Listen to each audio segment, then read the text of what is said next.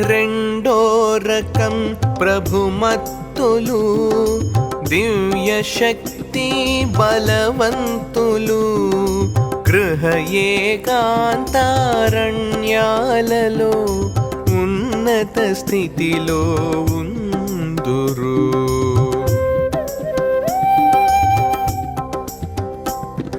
స్వ సమాజ స్థితులయందు విషయాసక్తి చూపించరు.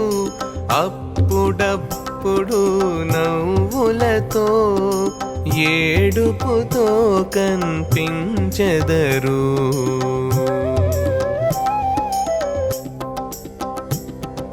కొన్నిసార్లు హరిలీనమై కొన్ని మారులు విరహులై సందు గొంతుల తిరుగుతూ పిచ్చిగా తూలుతూ ఉందురు. మధువు త్రాగకే మత్తులో ఉండెదరి ప్రభుమత్తులు. ప్రభుమత్తులను చూసిన ప్రజలు అందరూ నవ్వెదరు.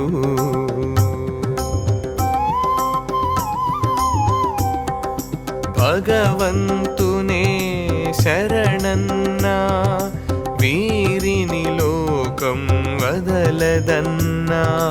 వీరికి మరణం కల్గాక స్వర్గధామం స్వాగతించెను.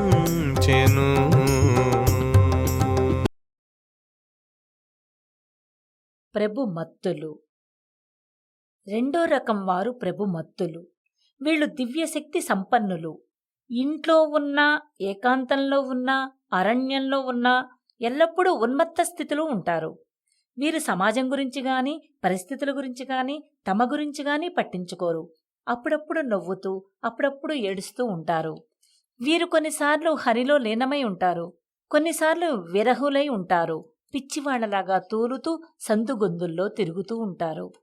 ప్రభుమత్తులు మధువు సేవించకుండానే మత్తులో ఉంటారు. ప్రభుమత్తులైన వీళ్లను చూసి ప్రజలు నవ్వుకుంటుంటారు. మరణానంతరం వీళ్లకు స్వర్గధామం స్వాగతం పలుకుతుంది. భగవంతుని శరణుజొచ్చిన వారిని ఈ లోకం ఏం చెయ్యగలదు? శ్రీచంద్రభాను సత్పతి గురుదేవ విరచిత శ్రీ గురు భాగవతం స్వరలయ వికసిత సుమదన శోభిత శ్రీ గురు చరణ సమర్పిత